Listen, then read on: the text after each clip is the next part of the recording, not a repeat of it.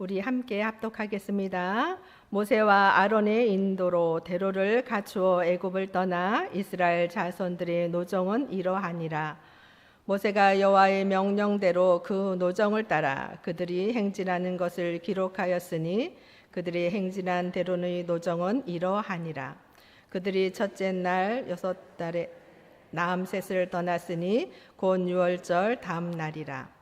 이스라엘 자손이 애굽 모든 사람의 목전에서 큰 권능으로 나왔으니 애굽인은 여호와께서 그들 중에 치신 그 모든 장자를 장사하는 때라. 여호와께서 그들의 신들에게도 벌을 주셨더라. 이스라엘 자손이 나암셋을 떠나 숫곳에 진을 치고 숫곳을 떠나 광야 끝 에담에 진을 치고 에담을 떠나 바알스보라 비하롯으로 돌아가서 밋돌 앞에 진을 치고 히아롯 앞을 떠나 광야를 바라보고 바다 가운데를 지나 에담 광야로 시그를 가서 미라를 치고 마라를 떠나 엘림에 이르러 엘림에는 샘물 12과 종려 70그루가 있으므로 거기에 진을 치고 엘림을 떠나 홍해가에 진을 치고 홍해가를 떠나 신광야의 진을 치고. 아멘.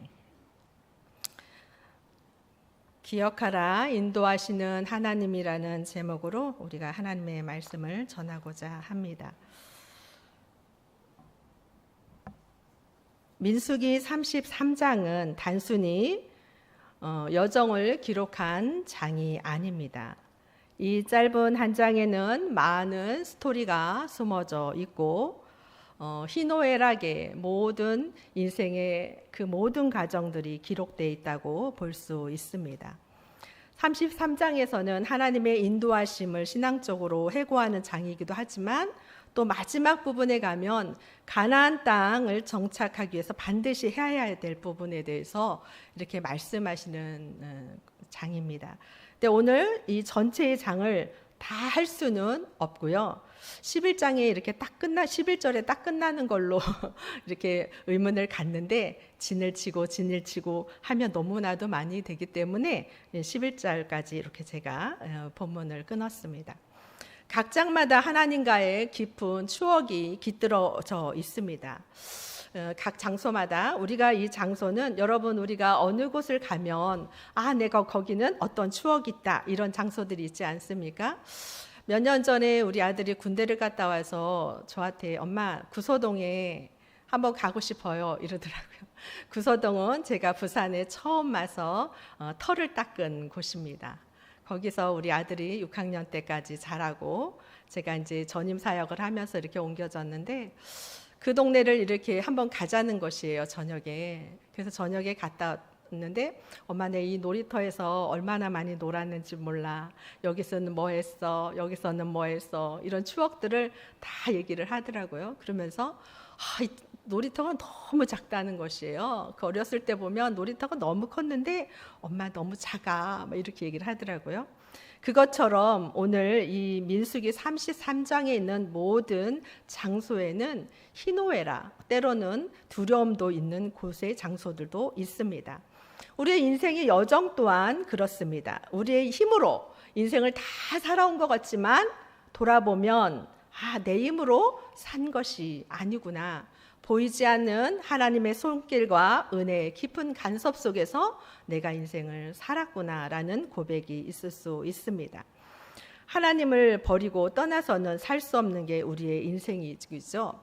어떤 한 사람이 꿈을 꿨어요. 어느 날 꿈에서 자기가 인생에 걸어온 발자취를 보니까 두 사람의 발자취가 있더라는 것이에요. 하나는 자기의 것이고 다른 하나는 누구 걸까요? 주님의 것. 주님의 것이라는 것이에요. 두 사람의 발자취가 평탄한 곳의 길과 숲속의 길과 오솔길과 나란히 이렇게 찍혀져 있는데 유난히 험난한 길, 척박한 길, 광야길, 도저히 혼자서는 걸어갈 수 없는 그곳에는 발자국이 한 발자국만 있더라는 것이에요. 그래서 이 사람이 물어봤어요. 주님은 왜 가장 힘들 때 저를 떠나셨어요? 왜 주님 가장 힘들 때 가장 가까이 있어야 할 주님이 저를 떠나셨어요? 주님께서 그렇게 말씀하시는 것이에요. 그 길은 너 혼자 아니, 함께 걷기도 너무 힘들 것 같아서 내가 너를 업고 걸었단다. 그래서 발자국이 하나야. 여러분, 때로는 우리가 인생을 살면서 내가 그 여정을 어떻게 견디고 살아왔지? 라는 신앙의 고백의 그 장소가 있을 것입니다. 그때는 마치 주님이, 그렇게 가까이 있던 주님이 나를 그냥 던져놓고 전혀 관여하지 않는 그런 깊은 좌절과 슬픔의 시간도 보내왔던 사람도 있을 것이고, 어쩌면 지금 왜 주님은 나의 삶 가운데 간섭하심이 없지? 그렇게 내 가까이서 돕던 그 주님은 어디로 가버렸지? 내가 하나님의 은혜가 끊어졌는가? 하나님이 나를 버리셨는가? 라고 생각하는 성도들도 있을 것입니다. 디모데후서 4장 16절에 17절에 바울도 매우 고독할 때가 있었습니다. 우리 함께 읽어볼까요? 내가 처음 변명할 때에 나와 함께 한 자가 하나도 없고 다 나를 버렸으나 그들에게 허물을 돌리지 않기를 원하노라. 주께서 내 곁에 서서 나에게 힘을 주심은 나로 말미암아 선포된 말씀이 온전히 전파되어 모든 이방인이 듣게 하려 하심이니 내가 사자 입에서 건짐을 받았느니라. 아멘. 사도 바울도 내가 처음 변명할 때, 이 변명은 뭘까요? 하나님의 부르심이죠. 유대인에서 복음의 자로, 선포자로 불렀을 때 그가 유대인들에게 자기의 이 부르심에 대한 얼마나 많은 이야기를 했을까요? 그런데 나와 함께 했던 자들이 하나도 없이 다 떠났다는 거예요. 다 나를 버렸다는 거예요. 매우 고독한 그 상태에 자기가 있었다라는 거예요. 단 한 사람도 없었다는 거예요. 단 한 사람도. 그런데 바울이 그들에게 허물을 돌리기를 원하지 않는다는 것이에요. 비록 내가 하나님의 부름, 복음의 자로 부름 받았을 때 그 많은 깊은 관계 속에 맺었던 자들이 나를 다 배신하고 나를 버렸어도 난 그들에게 허물을 돌리기를 원하지 않는다. 왜냐하면 주님께서 내 곁에 서서 나에게 힘을 주셨다는 거예요. 어떤 힘을 줬냐?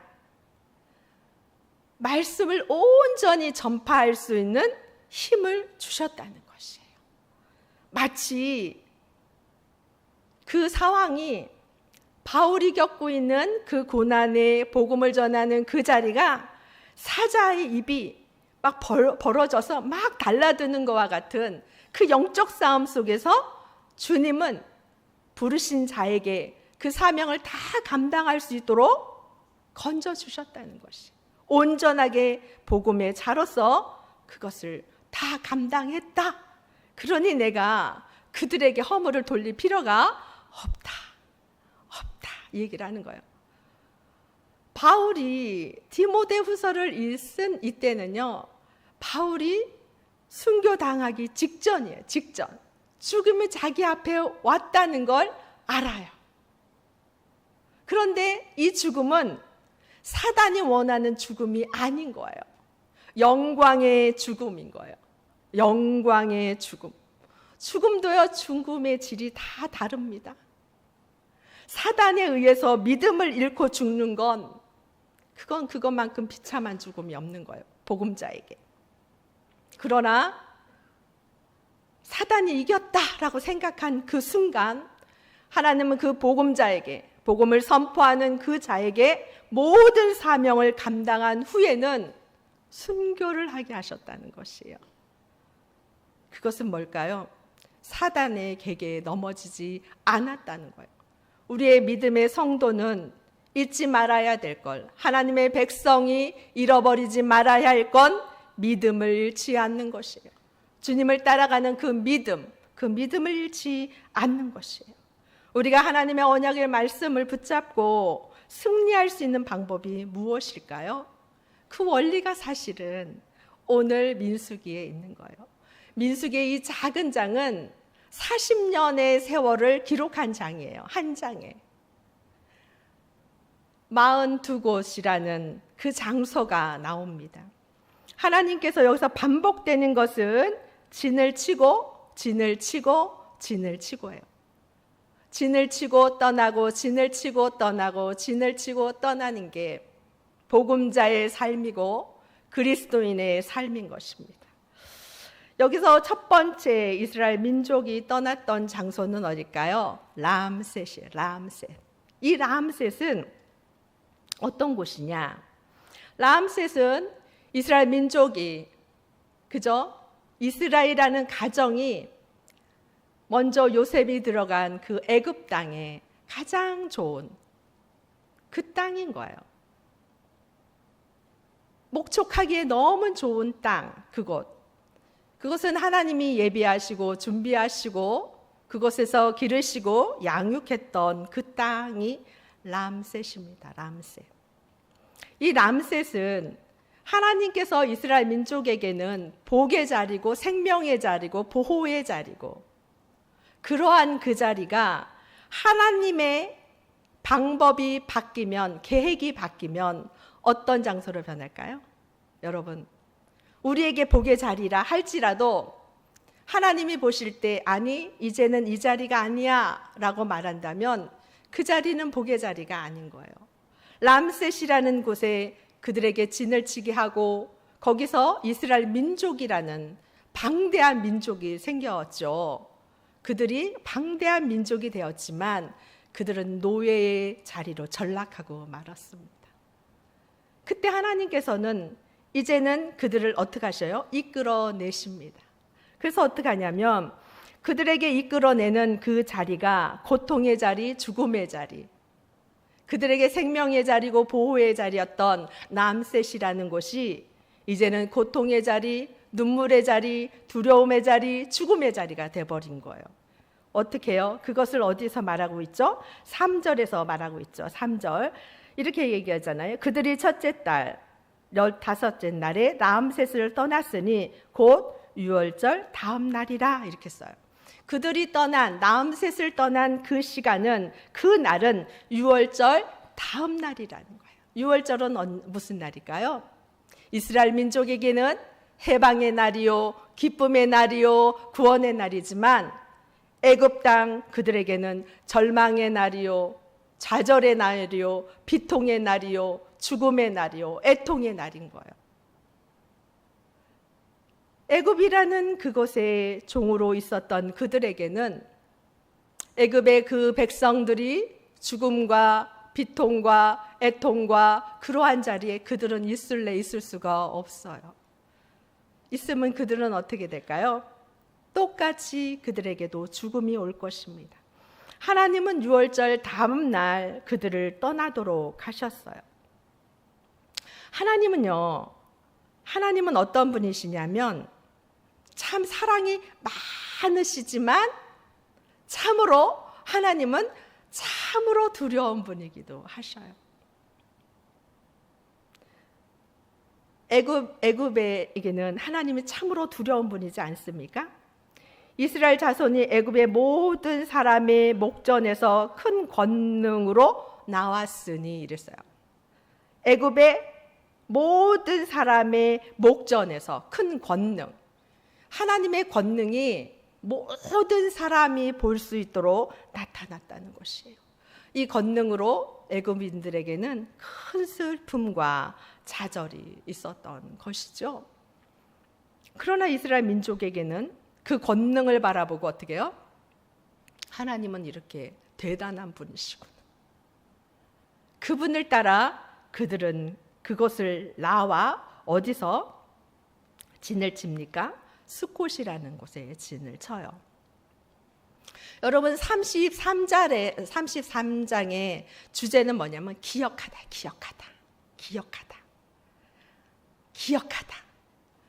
민수기 그 곳곳마다 그 장소마다 하나님이 어떤 하나님인지 기억하는 거.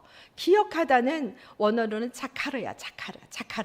이 자카르는요, 단순히 과거를 기억하는 것으로 끝나는 것이 아니라, 수동적인 것이 아니라 매우 적극적으로 그때의 주님을, 그때의 그 하나님을 기억하고 의지하고, 그리고 어떻게 해요? 행동으로 옮기는 아주 능동적인 이 자카르, 이 기억하다요. 그러니까 우리가 어떻게 해요? 과거의 삶을 기억해서 우리의 믿음이 이루어져 가요. 우리의 믿음을 마치 어떤 인생의 큰 시험으로 인해서 놓쳐버릴 것 같아요. 주님을 떠날 것만 같은 고난과 여건 속에 우리가 있다면, 우리가 예전에 나를 불러주시고 나를 만나주시고 나를 만져주시고 나를 세워주신 그 주님께 돌아가 그 주님을 기억하며 다시 그 주님을 의지적으로, 그 주님을 의지하며 행동으로 옮기는 게 이게 자카르예요. 자카르. 이스라엘 민족에게 곳곳마다 진을 치고 떠나게 하고 진을 치고 떠나게 하는 그 사건 속에는 너희들이 기억할 기억들이 있다. 그냥 과거로 끝나는 그런 기억이 아니라 자카르, 기억하고 너희가 행동해야 할 것들이, 사명들이 있다는 걸 가르쳐 주셔요. 그래서 기억하다에 창세기 8장 1절에 그 자카르라는 이거에 대해서 잘 해주는 게 있어요. 창세기 8장 1절에 이런 말씀이 있습니다. 하나님이 노아와 그와 함께 방주에 있는 모든 들짐승과 가축을 기억하사 하나님이 바람을 땅에 불게 하심에 물이 줄어들고. 아멘. 하나님께서요, 노아에게 뭘 명령하셨어요? 방주를 명령하셨어요. 그리고 방주를 짓게 하시고 그 가족을 구원시킨다 하셨죠. 오랜 시간 동안 비가 내렸어요. 하나님이 어떻게 할까요? 노아는 어떤 생각을 할까요? 하나님은 날 잊으셨나? 왜 하나님이 나를 여기다 가둬두고. 여러분, 그 개고양이 조금만 키워도 걔네들이 이렇게 하는 그 냄새가 얼마나 고약한지 모릅니다. 저는 그걸 요즘 키우면서 이 하나님의 섭리를 너무 많이 느껴요. 야, 방주는 어땠을까? 이 한두 마리 키우는데도 이렇게 고통스러운데 그 많은 이 좁은 공간에 각종의 짐승을 다 하나님이 넣게 하시고 그거는 어떻게 해결하셨을까? 걔네들을 멈추게 하셨을까? 그렇지는 않았을까요? 어떻게 살았을까요? 어떻게? 그 방주라는 곳이 말이 구원이지, 그것은 말할 수 없는 고통의 삶의 자리였지 않았을까? 노아는 아마 생각했을 거예요. 왜 하나님께서는 명령을 해놓고 구원한다 해놓고 우리를 여기서 가둬서 죽게 하실까라는 생각 안 했을까요? 여러분, 하나님이 여러분에게 무엇을 명령하시고 그 자리에 순종하고 있으면서 여러분 할렐루야 하십니까? 저는 가끔 하나님 왜 그러세요? 이렇게 할 때가 있어요. 그렇잖아요. 우리가 생각하고 다르게. 나는 하나님의 말씀을 따라 순종하고 왔는데 환경은 이건 너무 나를 힘들게 해요. 그럼 어떻게 할까? 하나님 왜 이러셨어요? 하나님, 이게 하나님의 음성이 맞습니까? 라고 물어보지 않겠습니까? 아마 노아도 그랬을 것 같아요. 그 좁은 공간에 그 많은 짐승과 많은 세월의 시간을 보내면서 그러고 있을 때 하나님은 나를 잊으셨구나 라고 생각할 때 하나님 어떻게 했어요? 기억하사. 기억했다는 것이에요. 하나님이 노아와 그와 함께한 방주에 있는 모든 짐승도 노아만 기억하지 않았다고. 하나님은 그들과 함께한 모든 짐승과 가축도 기억하셨다. 이게 자카르예요. 하나님이 기억하시고 나서 그 다음에 무엇을 하셨냐면 행동을 하셨어요. 하나님이, 그죠? 하나님이 바람을 땅에 불게 하심에 하나님께서 기억했는데 뭐 하셨어요? 행동하셨어요. 어떤 행동이요? 노아의 가정을 이제 땅 밖으로 무트로 나오도록 하나님이 바람을 불어서 땅을 이렇게 말리시는 거죠. 물을 줄어들게 하셨다는 것이에요. 기억하다. 기억하다는 하나님의 회복과 하나님의 은혜와 하나님의 신실함과 하나님의 언약의 성취가 있다라는 것이에요. 그래서 우리가 예전에 과거의 삶을 주님이 인도하신 그 과거를 기억하고 생각하면서 앞으로의 미래를 어떻게 해요? 담대하게 발을 딛고 나갈 수가 있는 것이에요. 그래서 하나님께서 어떻게 해요? 람셋을 떠나서 숫곳에 여러분 그죠? 그곳에 진을 치게 하시지 않습니까? 그 숫곳은 어떤 곳일까요?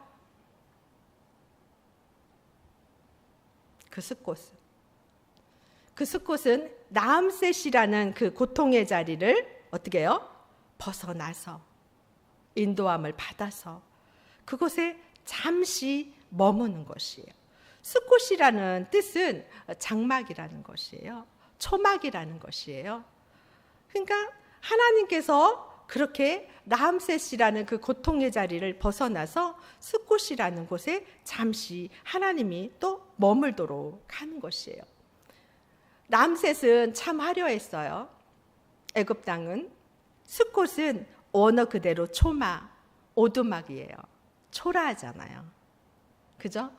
풍성함은 있고 화려함은 있고 물질의 풍요로움은 있지만 그들에게는 뭐가 없었어요? 자유가 없었죠. 자유가.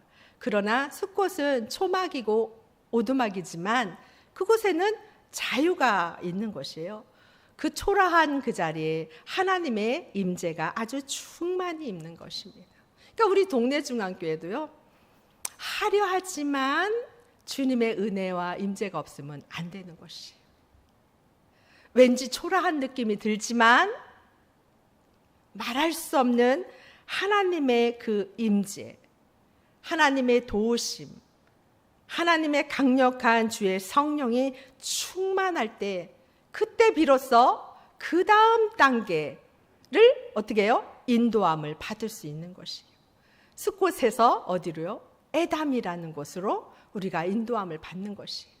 그러니까 교회도 한 사람의 인생의 개인도 우리가 주의 임재 가운데, 주의 도우심 가운데 이 인도함을 받는 것이에요. 때로는 우리가 한 개인에게도 이것이 다야 라고 생각할 때 하나님 아니 멈춰. 멈추는 게 아니라 떠나. 이제는 내가 멈출 때가 있고 떠날 때가 있단다. 하나님이 말씀하시면 그때는 떠나야 되는 거예요. 왜? 그 자리는 람셋이기 때문에. 하나님의 계획이 변하면 그 자리는 나에게 보호와 축복과 비옥한 땅이 아니라 나에게는 고통과 고난과 아픔의 땅이 될 수 있기 때문이에요. 그러니까 우리가 잘 알아야 되는 것이 무엇이냐? 하나님이 그곳에 어떤 계획을 갖고 있느냐, 어떠한 뜻이 있느냐를 분별하는 것이 매우 중요한 것이에요. 어떤 자리는 복의 자리였다가 어느 순간에 하나님이 계획에 맡기면 그게 고통의 자리가 될 수 있는 거예요. 또 어떤 자리는 저 자리는 너무 초라해. 가고 싶지 않아. 라는 그 자리가 아니다. 그 자리가 내가 너를 위해 임재한 자리야. 임재해 놓은 자리야. 준비해 놓은 자리야. 예비해 놓은 자리야. 그걸 듣고 따라가 그곳에 진을 칠 때 그때 비로소 하나님의 보호와 인도함을 받을 수 있는 것이. 이제 점점 한국 교회가 화려했다가 지금은 어떻게 보면 초라해져 가고 있는 숫꽃과 같을 수 있잖아요. 그런데 중요한 게 있습니다.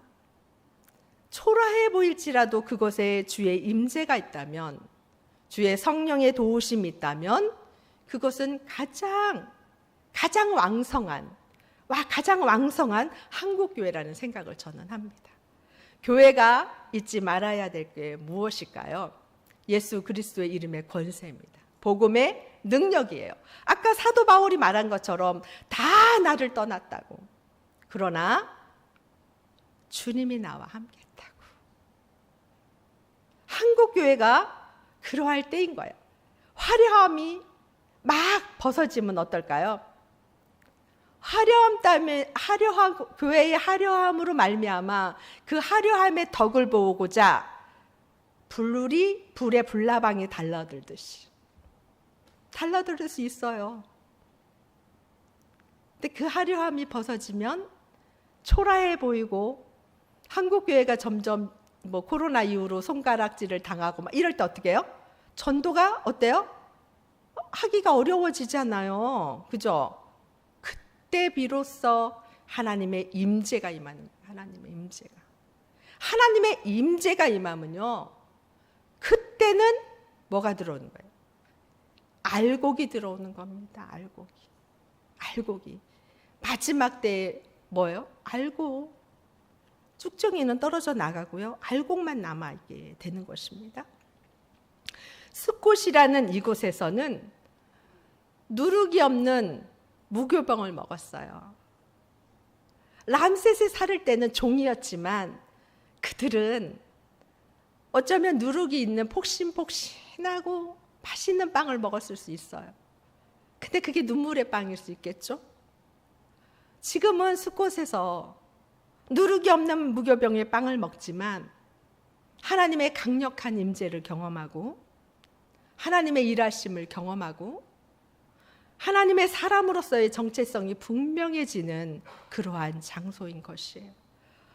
성도도 마찬가지고 목회자도 마찬가지고 우리가 고난이 있고 어려움이 있을 때 그때 나의 정체성이 어떤가를 볼 수가 있는 것이에요. 나라는 존재, 나라는 사람, 내가 어떤 사람인가, 목회자를 떠나서 성도를 떠나서 직분을 떠나서 내가 하나님 앞에 어떤 존재인가를 볼 수 있는 게 숫꽃과 같은 자리인 거예요. 하려움이 다 벗어지고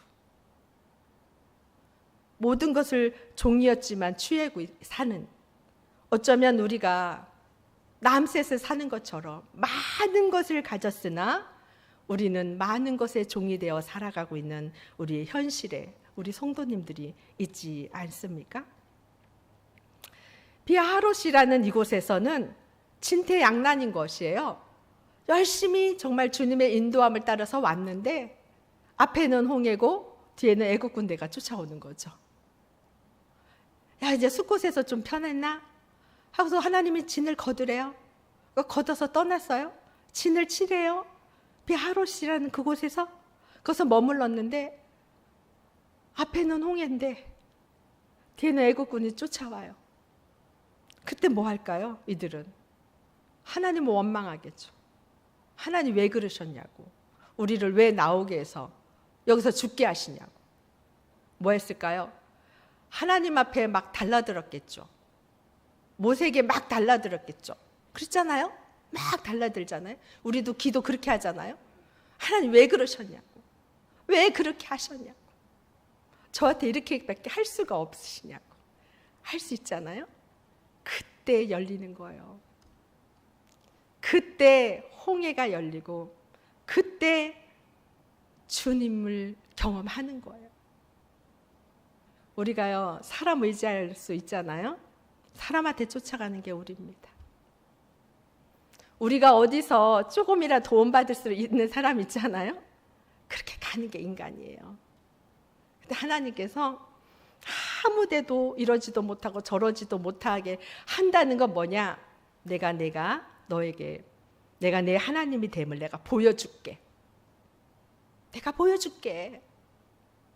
그래서 홍해를 열어주는 거예요. 바닷길을 열어주는 거예요. 바닷길을 열어서 그들이 앞으로의 강약길에 어떤 인생을 살던 간에 여호와 하나님만을 바라보고 살기를 원하시는 하나님의 강력한 역사가 이곳에서 있었던 것입니다. 여러분이 인생이 지금 앞도 뒤도 옆도 좌우도 다 막혔습니까? 그러면 하늘을 보십시오.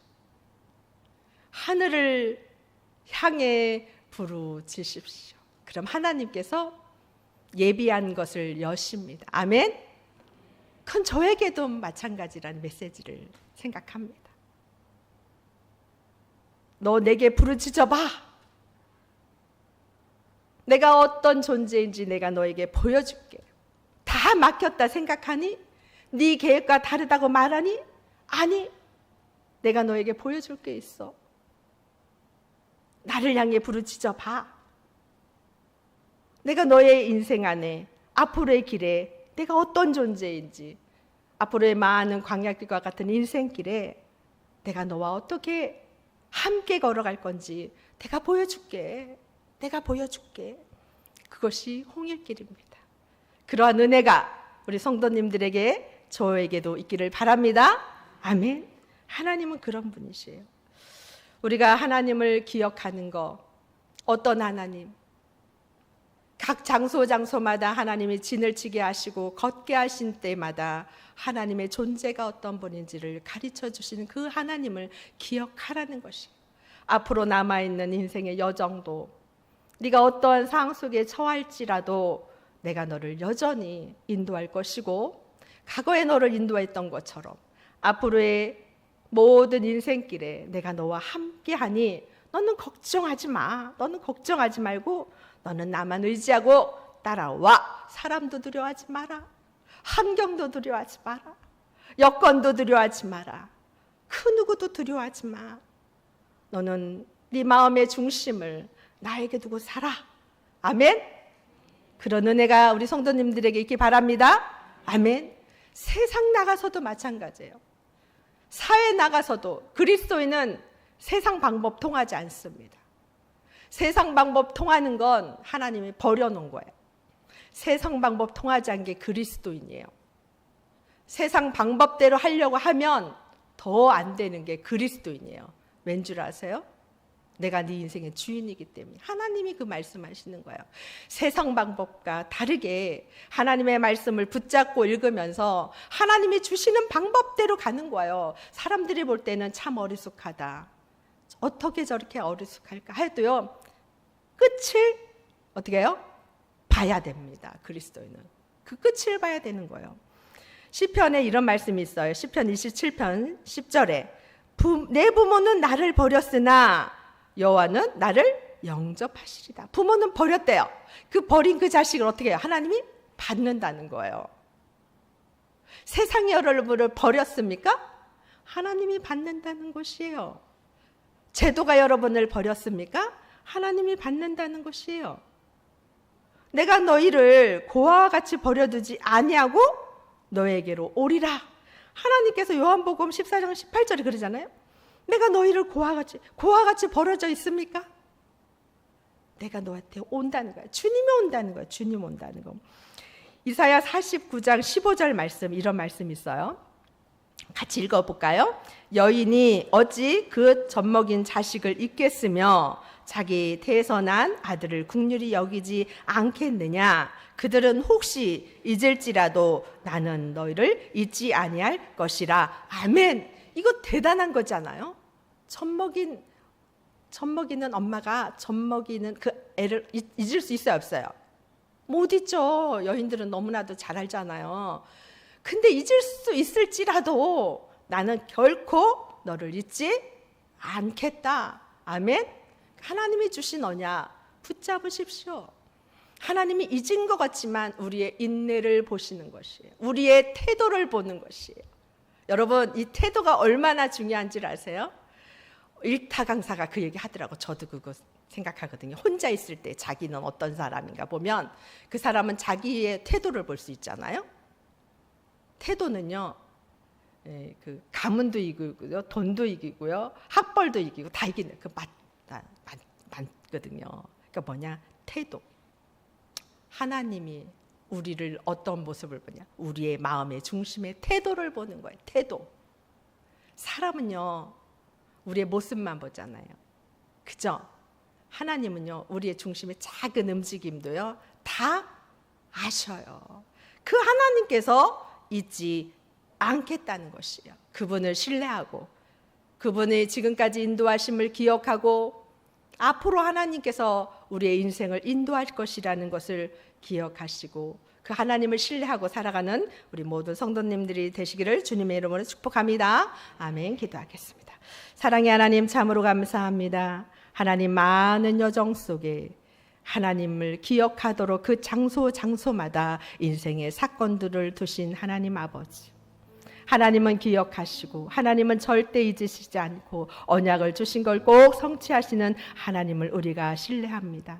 우리의 인생을 주님께 맡겨드리오니 우리의 인생을 주님께서 인도하여 주시고 우리는 그 주님을 기억하고 그 주님을 신뢰하고 따라가는 저희들이 될 수 있도록 도우시고 인도하여 주시옵소서. 예수님의 이름으로 기도합니다. 아멘.